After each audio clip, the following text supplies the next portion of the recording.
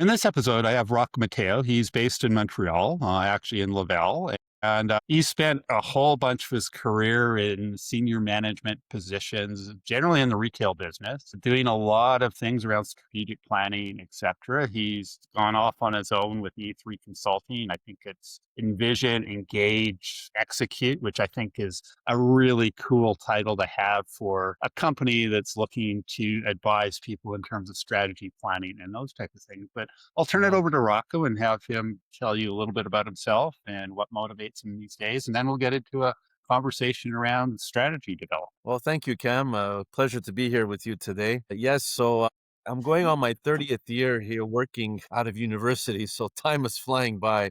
I never knew I was going to say it. I have 30 years experience, but yes, I'm in the consulting, industry right now. I've been on my own now for 3 years. It's a choice. It's a choice I've made for the simple fact that I really like to give back to businesses, organizations with it, any size of the organization, just to really give back and coach them and help them and support them in their strategic planning and what they have to do to be a better organization. So, on my end, I started in retail 30 years ago. I worked in the food industry, the cosmetics industry, the hardware industry, the construction industry. I've worked in many industries, and as you mentioned, in senior management positions. So, I had the chance and the opportunity to face, a lot of struggles. And I like to say all the time that I had a lot of success in my career, but I also had a lot of failures in my career. And I learned from these failures for sure. I capitalized on my wins and I learned from my losses. And I like to show organizations how to avoid, those losses as much as possible. So I've been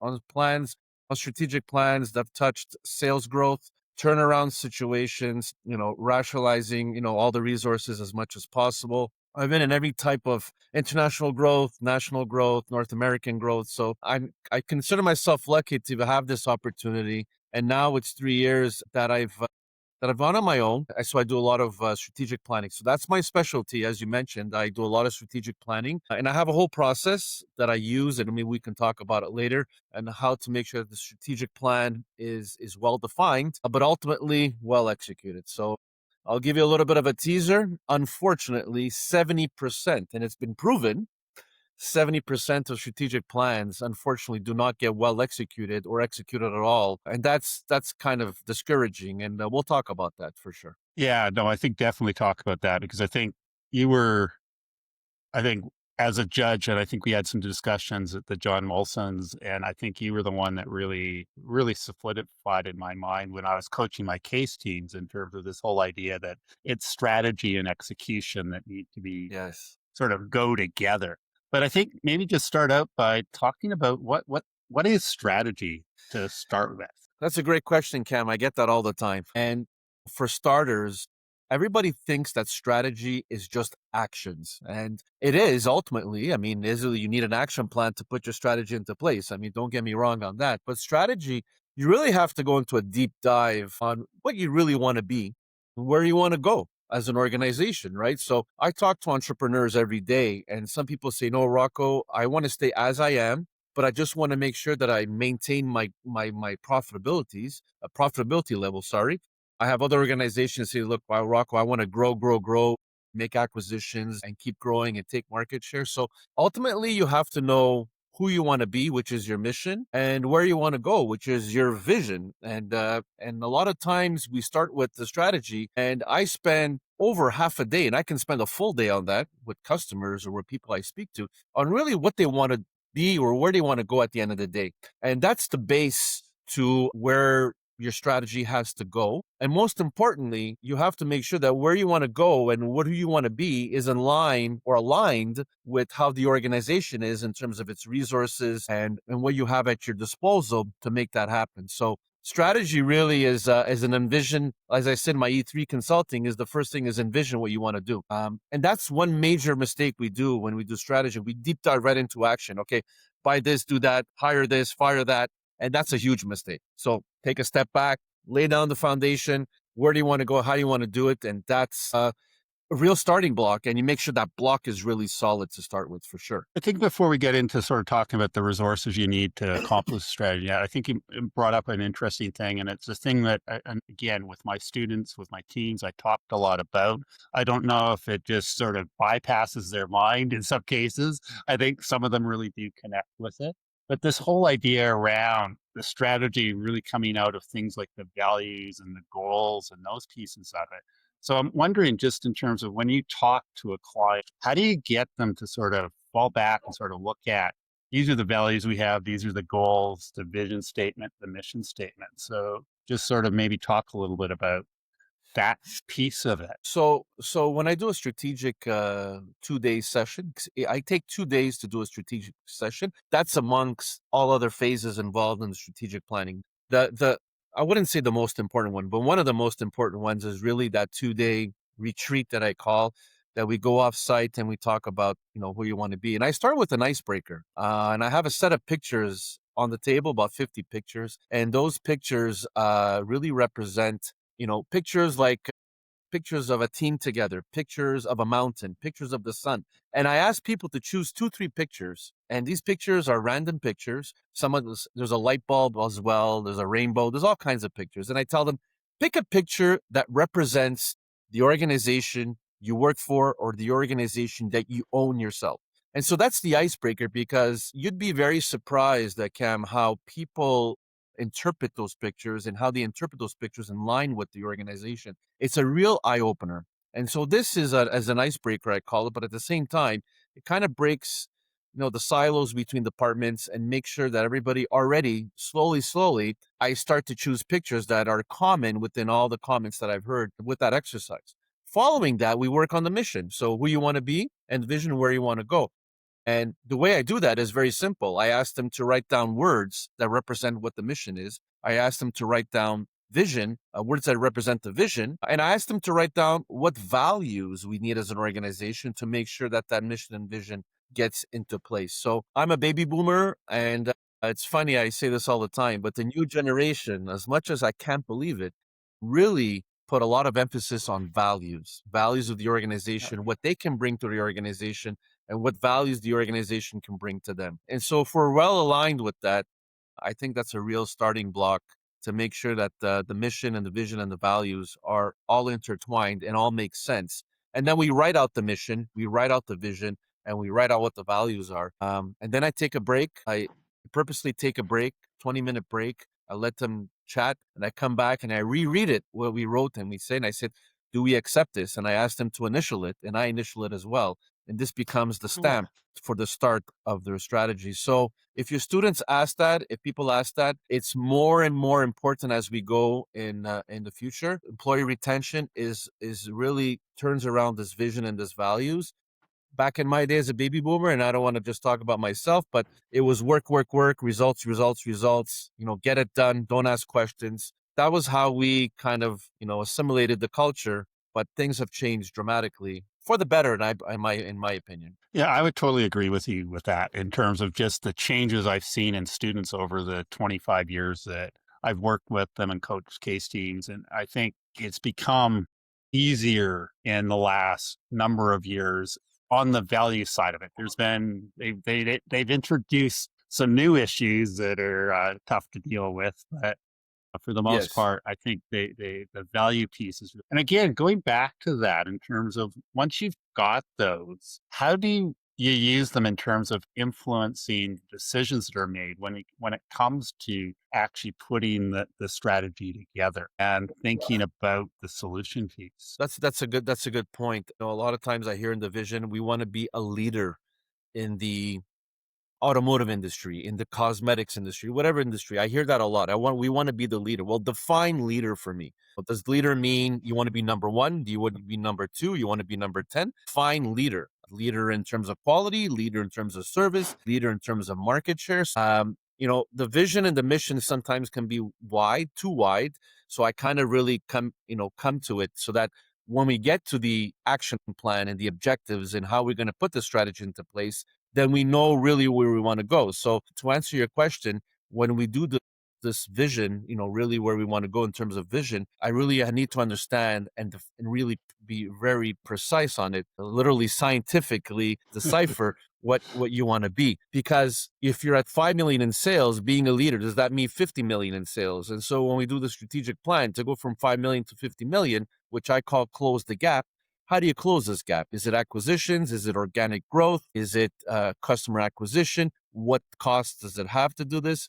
Do we have the resources to do this? Do we have the expertise to do this? So it's a funny story, but a lot of people at the end of the first day go to bed at 7 o'clock that night because it's a really brain are bruised. It's not easy. And that's the fun I have in this is because I really want them to understand that a strategy is not just let's increase sales by 10%. That's not what it means. Why not 5? Why not 15? So explain to me why it's 10. That vision really has to be clearly defined and aligned with how the strategy is going to evolve in the next steps that I'll talk about after. I'm sure you'll ask the questions. Yep.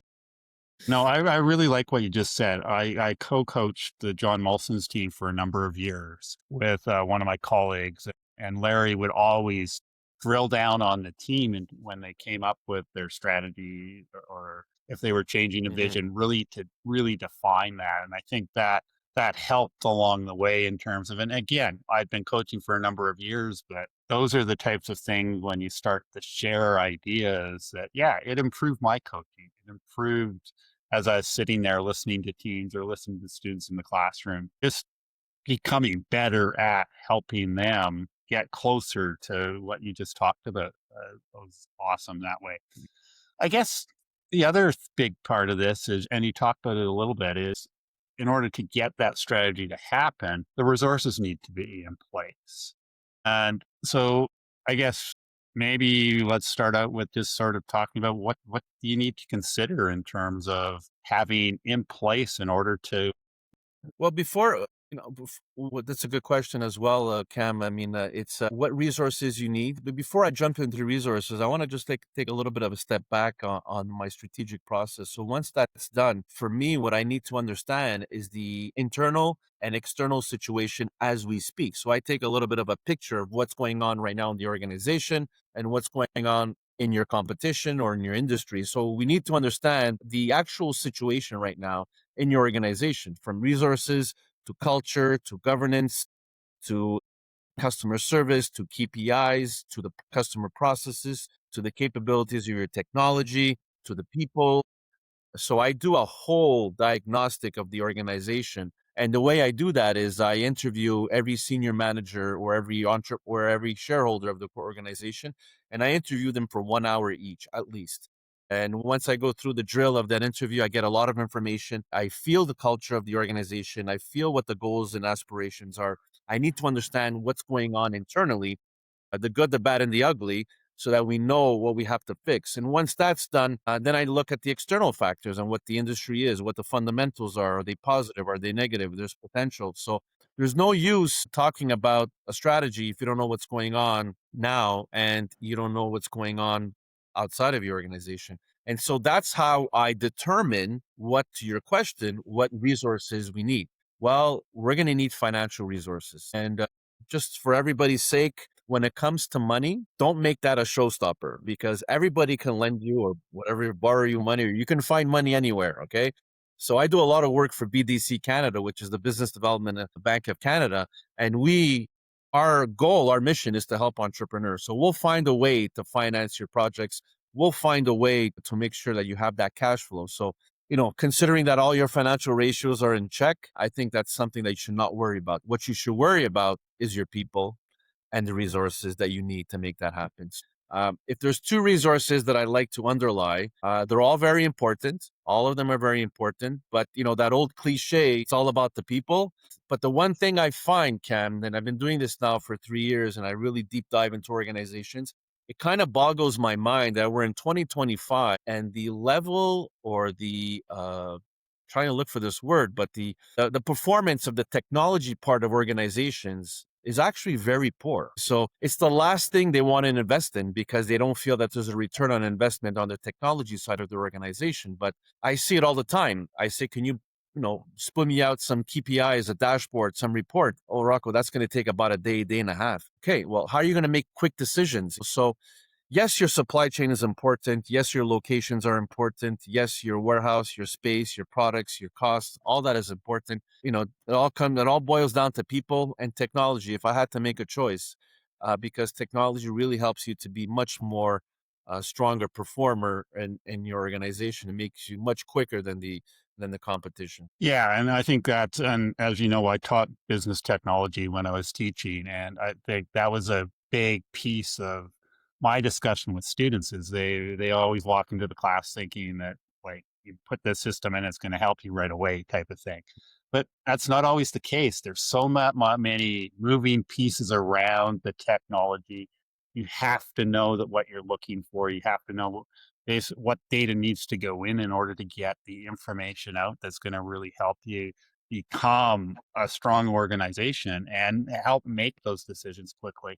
And I think the other thing, Mm, and I think you mentioned it a little bit earlier in the first couple of questions, when you talked about the sort of idea of silos, right. and decisions are all quite often made in silos and they don't seem to talk to one another. And how do you solve that piece with the technology? So I think where I want to sort of go with the conversation, I guess, next is maybe let's talk a little bit more about the people part of it, and then we Mhm, can sort of revisit the technology. But one of the things you mentioned was culture. And I know when I sit down with my teams, especially at the competition, when I've been doing the, I guess, the pre-brief in most cases. I talk about, in a cases always have this background piece. And it mhm, tells you a lot of information around the culture. Is sort of this discussion with the team around how does the culture, or how is the culture going to influence what your decision making in terms of the solution you're going to deliver, the strategy you're going to deliver. So maybe sort of talk about just sort of that culture piece, because I think it's a huge piece, and it's also, as say, mhm, working in the university before I taught, I was actually in retail also, and mhm. the culture made such a big difference in terms of what actually happened within the organization itself. Yeah, culture dictates. Sorry, I can talk a full day on culture, but the culture dictates the performance of your organization. And so I'm really happy that you asked this question because do you want a culture of performance? Do you want a culture of tranquility? Do you want a sales culture? Do you want a growth culture? What kind of culture do you want? And when I ask that question, when we do the values of the organization, I always tell them you need between 3 to 5 values. So the value is transparency, could be respect, can be excellence, can be professionalism, can be integrity, can be being proud to work for the organization. So these values are the base to your culture. And the biggest mistake I see, or the biggest weaknesses, I wouldn't say mistake, the biggest weaknesses or opportunities that I see is that I'm not sure top management or the managers really kind of, take on upon themselves to make this culture what it really should be. And so they'll talk about it, they'll present it, they'll say it, they'll display it, but I'm not sure that they really work at it or really show the example to the employees. Now, this may sound very cliche, but every time you have to make a decision, you have to revert back to what your mission, your vision, and your values are. And that's what's going to dictate the culture. How you make decisions, how you act upon your decisions, how you achieve your results, how you achieve your objectives. That is also dictates how the culture is going to design itself within the organization. And I always tell people every time you hire someone on the onboarding, on their contract, or whatever you want to call it, that they sign, there should be a sheet right next to the contract saying, this is our mission, this is our vision, these are the values of the organization. Thus, this what the culture is going to be. I've done that for an organization. I cannot mention the organization, unfortunately, but they had a hard time recruiting. It was in the medical industry.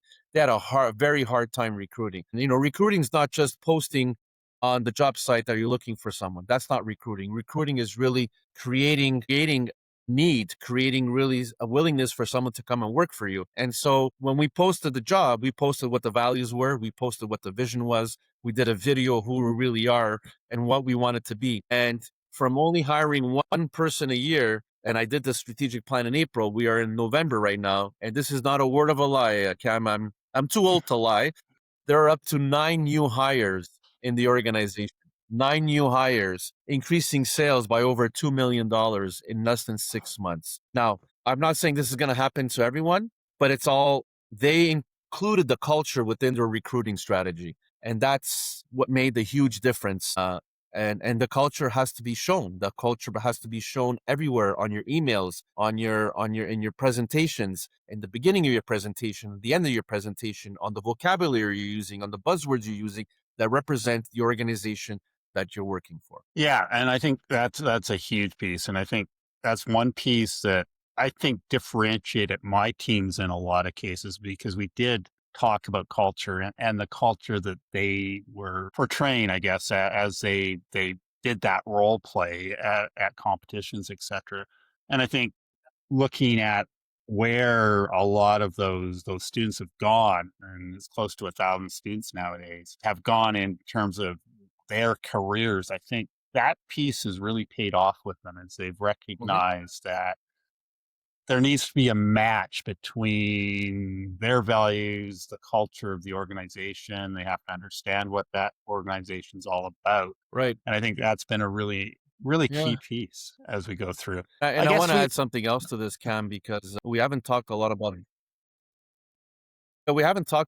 this piece, which is the value proposition. And so the value proposition is really what value does your organization bring to their customers, to their stakeholders, and because the value proposition for me is really tied into the culture. Because if you know what the value proposition of the organization is, it makes it that much easier for you to push towards achieving your objectives. And I'll explain. 9% of the time when I ask entrepreneurs or owners or shareholders or CEOs or senior management, what is your value proposition of your organization? And a lot of times they tell me three things. They tell me price. Well, we have the best competitive price in the market. Rocco, we give excellent service. We really work hard on giving good service. And you know what? Quality, we don't cheat on our quality. We give the best quality. So price, service, and quality. And my answer to that is, well, I really hope so, because if it wasn't for those three values, we would not be here today. So I said, I need to know more than that. I need to know what, besides the basics of your value proposition, what added edge or what added value are you giving to your customer, your stakeholders, or to your future customers? And I need to know this because this is what is also going to dictate what the strategy is. But most importantly, this is when it's going to help your employees really adhere to the culture of what the organization really represents. Because it might be that customer service at all costs. So the employee has to know whatever time of the day, whatever day of the week, customer service is number one. It's just not a 9 to 5. So it's just that much detail that I need to know. And that will really dictate what the culture of your organization is. So the value proposition is something that I also spend a lot of time in because I really need to know what other attributes of your organization really distinguish yourself from the competition, apart from price, quality, and service. So I don't want to hear that anymore. I want you to tell me three other things. Might be your people. And for me, yeah, people is important. So that's something that is very important as well. I think that's totally key. That's something I know. We used to operate a mountain bike fly fishing company over the summer months when I wasn't teaching, and it was all about customer service. We were out there until it got dark on the river in most cases, Well, there you go. because that's what they wanted to do. The only thing we didn't do was those fly fishermen from the eastern states, where you have to get up at 5 a.m. or 6 a.m. to start your fishing. We didn't do that. We told them we'd give them a map. This is, if you want to do that, this is where you can go. That's close by, and if you're back by the time we're leaving, we'll take you with us. But fishing in the mountains in Western Canada at 6 a.m., it's just too cold for the fish. We have fair weather fish is what we usually tell them. And I think the people that took that off and did take up sort of our offer decided, yeah, it was too cold. There was nothing happening that early. So I think telling them the truth too in terms of what happens in mountain streams versus those slower moving, bigger rivers that they have in the eastern seaboard in the U.S. in a lot of cases. And I say the U.S. because most of our customers were We're from the American. US. We didn't have Yeah. a lot of Canadians join us. So, sort of going from that in terms of the people, the culture piece, which I totally agree with. And I think I focused with my students a lot on my case team members in terms of, yeah, really getting down to the detail pieces of it. I think we can maybe turn the page a little bit more towards the technology piece of it. And once you've got this is what we think we want to do. Where does the technology come into play? And I guess what maybe some, in your view, what are some of the most important things to consider when you're looking at technology adoption? And really, I guess the question is what you really want to do with that technology. Yes, yes. And so the first piece I do when we have to evaluate what technology needs or requirements we need, for the organization, I map out the sales process. Okay, I literally start from when we get the phone call or we get the purchase order or the customer buys the unit or buys the product all the way to the delivery of the product. So I map out the whole process and I evaluate every step of the process to see, what performance do we have in that process, what performance we'd like to have in that process, and what data we need at that step of the process. So I really map out the whole process. I look at different features or attributes we need for that process, the performance we need, the data we need, as I mentioned, and I look at it on the board and we evaluate it, and then we say, well, do we want speed? Do you want integrity? Do we want automation of the process? Do we want to enhance it? Do we want to give more features? So it's really addressing all the needs of the organization as a first step. And I can tell you, experience thing, I'd say 90% of the people have not mapped out their customer journey, their customer process to really evaluate every step of the way. And my idol is Sam Walton, the founder of Walmart, and he used to say retail is detail. So every step of the way, you can have the best product, the best price, but your delivery is not on time. There's a lot of errors on your picking. There's a lot of errors here. So it just takes one item of your process or one point of your process to be weak, and it kind of gives you a bad image of your organization. So really identify the process, identify the needs and what you really want, and then go to what the technology that is out there that will respond to that as much as possible. So it doesn't necessarily have to be automation at all costs, but it definitely has to be really streamlining your process and making it as frictionless as possible. The best retailer or organization out there that has the most frictionless process, in my opinion, is Amazon. I mean, I don't think this is a cliche, but you order a camera at 6 a.m. in the morning and you're taking a 9 o'clock flight at night, your camera will be at your home at 3 o'clock, just in time for your flight to your vacation. And, it adds the complimentary sale. It gives you quick response. It gives you the best price. It gives you inventory. It tells you when the inventory is going to come there. So they've thought about the whole process and really put the technology piece to respond to what value proposition they want and what vision they're looking for. That is the huge disconnect that I see that organizations don't do. So you don't have to spend millions and billions of dollars. Start with the basics, see what you need, and go from there. Yeah, I think that's really important. As coaching and even in the classroom, I talk about the customer journey, the product or service journey, all of the time, and how do we create that map? And I think that's really important because I think that's something that I did when we ran the mountain bike tour company, and I think I'm just in the process of trying to figure out with what we're doing with this project when it comes down to actually pushing the project a little bit more forward as a business rather than this, I guess, content collection piece of it. So I've done a little bit of that map and I know I need some content. And Right, so it's been a lot right. around the content collection and adopting some different technologies, which I've done through some of the podcasts, et cetera. I think one of the things that students see a lot is we're starting to see them interact with a lot more smaller organizations, small companies. And is there some advice that you have in terms of, yeah, they tend not to have as much financial resource, or maybe not the people resource in order to implement all of the technology. So how do they go about that process in terms of determining these are the things that we really need to adopt in order to push the strategy forward versus, I guess, the kind of nice to have piece of it? No, that's well, the first thing they should do is they should call me. No, that was too easy, Cam. But jokes aside, if you're in trouble with the law, you call a lawyer, right? If you're in trouble with your finances or with the government tax, with the CRA, you call an accountant, right? So, It's funny you're asking this question because I would say more than 50% of entrepreneurs or small organizations don't seek help to how to kind of structure themselves uh, to to uh, to better and be more efficient and accelerate their growth and their profitability because they don't know that people, example like me, and I'm gonna try. This is not a sales push by any means, but it's they don't know that people like us, like me, that are specialists in strategy and how to structure yourself to grow, exist. We always speak about bankers, lawyers, doctors, et cetera. But there's people like me, like yourself, that are in this industry that coach people, that help people better structure themselves. That's the first thing. I think the first thing is really seek help and a second opinion. But to answer your question more precisely in terms of resources, it all depends on where you are, where you stand in what stage you are in your growth. I mean, is it a notoriety issue? Is it a sales growth issue? Is it a logistical issue? So you really have to look at your pain points as a starter and say, well, we're going to start with the logistics because that's the back end.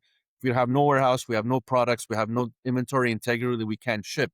So basically, start with the bottom and work your way up, and to say, the nice to have is not the time right now, but what are the basics that we need in terms of resources to really ship my product or sell my service or product to the end user with an efficient process that's going to kind of distinguish myself from the competition. Again, I keep repeating and repeating and repeating. It's how do you really differentiate yourself from the competition and give yourself an edge is how I ask that question all the time. I really beat that horse as much as I can to get the answer from my customers or anybody that asks any help from me. So first thing, seek help. Second thing, what are the basics to get your customer journey as efficient and as strong as possible versus your competition? Yeah. And I think that's sort of the same thing I've pushed. I think the other thing, and this is the piece that, and this may be talking more to students than anybody else, but again, you may see this in your clients too.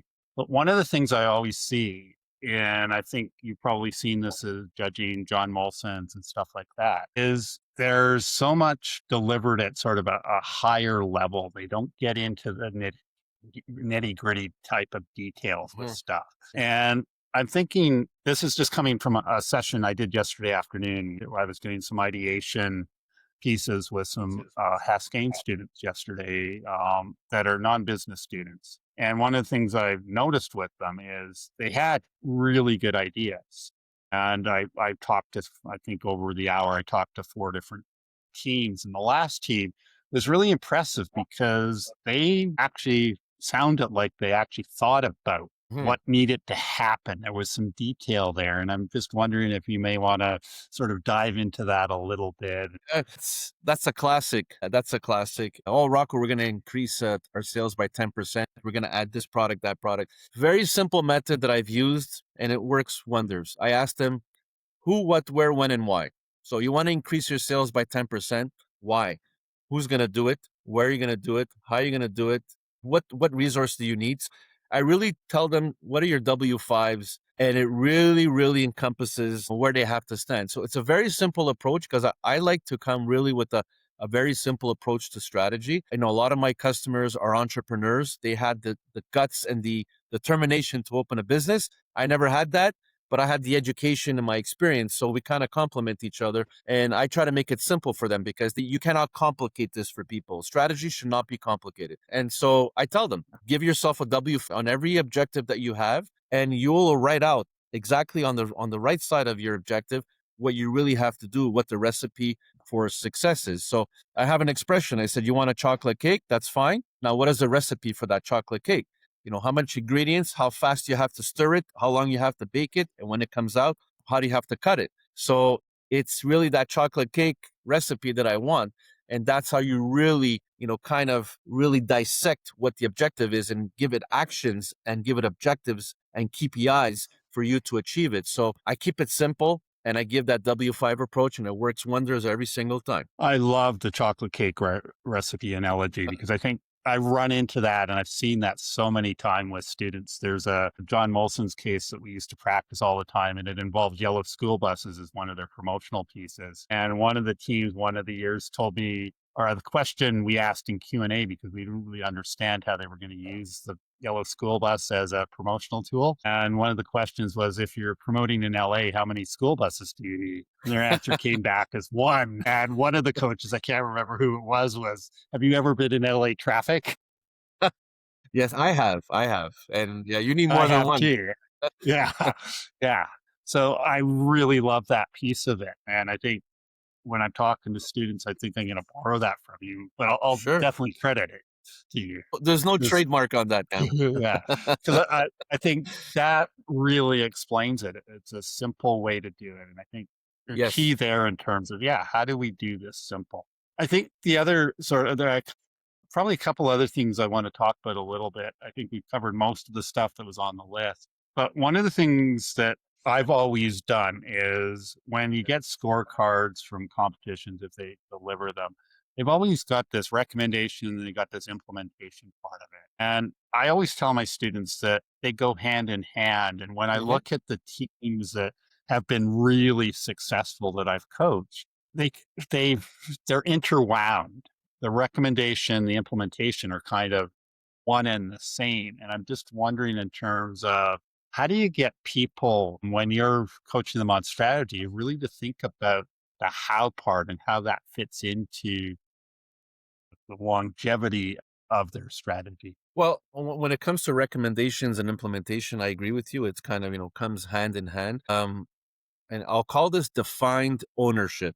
Okay. So, ultimately, again, I don't want to sound cliche because I hate to call myself a consultant. I like to call myself a partner. I like to partner with you to make your organization better. Yeah. Okay. So, but defined ownership. And every time, we come up with recommendations, again, we ask how the implementation is going to be done. And I look at the org chart, I look at the roles and responsibilities of everyone. We have to really make sure that those roles and responsibilities of everyone within the organization are clear and defined.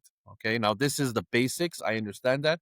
But if the roles and responsibilities are not clearly defined, a lot of times I hear that I don't know what my role is, Rocco. I do a bit of everything. Well, we have to clearly define that. Whether you're an organization that sells for 1 million with 4 employees to an organization that has $1 billion with 4,000 employees, it doesn't make a difference. So clearly defining roles and responsibilities. Once that's defined, Cam, I think we have to really define and attribute an implementation phase or action to each and one of these individuals that is going to be responsible for that. And when it comes to implementation, when it comes to execution, I always say give the strategy a brand name. That is something also that you want to call it the chocolate cake strategy, you can call it the chocolate cake strategy, but give it a name.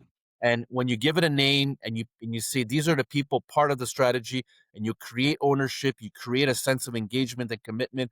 These people that are be attributed to the every implementation step or phase will give you that extra push for a much better executed strategy. And so when it comes to recommendations is one thing. When it comes to implementation, it's really a clearly defined ownership of each action to a person that's going to be ultimately be accountable for that action. And it's the role of the manager, it's the role of the sponsor of the project, it's the role of the CEO to keep informing people on a monthly basis where we're at. So if you look at your evolution of your action, if you're not where you're supposed to be and everybody is, well, it creates a sense of urgency, it creates a sense of accountability, and that's where you have to be in terms of intertwining the recommendation and the implementation. Yeah, I totally agree with that. I think I've coached teams, and one of the big things was always add the who. What's the accountability? What's the responsibility in terms of each of the steps of the recommendation or the implementation piece of it? So I think that is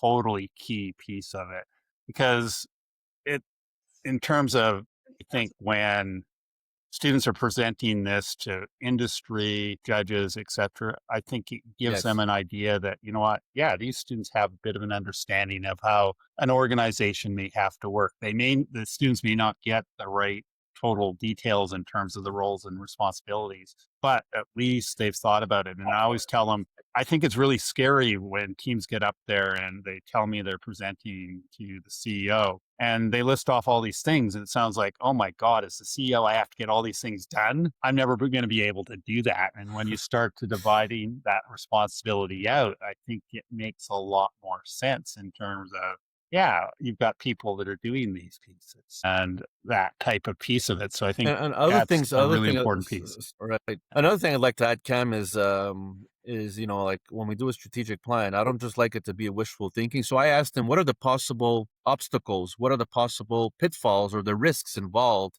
with your implementation? And a lot of time we avoid that. We don't think about that because we're in a perfect world and we're motivated. We want to make it happen. We're all excited. But sometimes, like, I kill the party a little bit and I say, well, what happens if this happens? What are you going to do if this happens? What are you going to do if that happens? So we also have to address in a strategy what are the possible obstacles and pitfalls that you will face, what adversity will be, how will competition react to your strategy? Because you're not the only one that's doing a strategy. Your competition is also doing a strategy. So we're both doing a strategy. So again, we have to make it really like bulletproof and make sure that everything you're putting into place is kind of gonna, be bulletproof and kind of. I call it the moat, right? The moat around the Yeah. castles. How do you build that moat around your castles that nobody's going to come and attack you? And so that strategy has to be like that as much as possible. So we dissect it, we look at it, we see what the dangers are, and we have a plan A, plan B, and uh, and we can make sure that that ownership is well defined. Yeah, no, and again totally agree with that. I think one of the things that I often see, and again, we go back to the school bus case. It's the same case where there is a very dominant player in the industry. They own 80% of the industry. They own most of the procurement parts. They own a whole bunch of the industry. So how do you compete with them when you got sort of you're in this industry where you've got this 3,000 pound gorilla that you have to attack and has huge resources and you know what? They can do almost anything to sort of cut you out of the competition. So I think that's an important piece. I think we're getting here on time a little bit, but I think the biggest piece is what's your advice about learning about strategy development? So what are if if you're giving sort of that wisdom piece, what is that wisdom that you'd like to pass along? Well, a strategy, the wisdom piece I'd like to give on strategy, and I repeat this many times, is strategy is not just a strategy is not done once every 10 years. Okay. So, it happens more often than not, Cam, that I'm faced with customers that say, you know what, we're minus 10, we're losing money, we're losing employees. But where were you 3 years ago? Why didn't you do your strategy 3 years ago, 2 years ago to avoid what's happening today? If I have a piece of wisdom for everybody is be proactive on your strategy. Don't sit on your bum and think that everything is going to be perfect. A strategy has to be refined, revised, and reviewed and accepted by all every single year. Now, does it have to be as exhaustive as the first time you did it, or the second time you did it, or the third time? Whatever the case may be, take the necessary time to review your strategy on an annual basis. It's your annual checkup at the doctor. Same thing with your strategy. You have to do it all the time. You have to make it part of your culture. You have to make it part of the modus operandi. You have to make it part of the roles and responsibility. You have to make sure that it's well accepted and well known. You got to give it notoriety. But my piece of wisdom, regular review, regular offsites, regular review of who does what, and make sure that will keep the level of accountability and execution at very high levels. And that's your recipe for success. Awesome. And I want to thank you for being a guest today.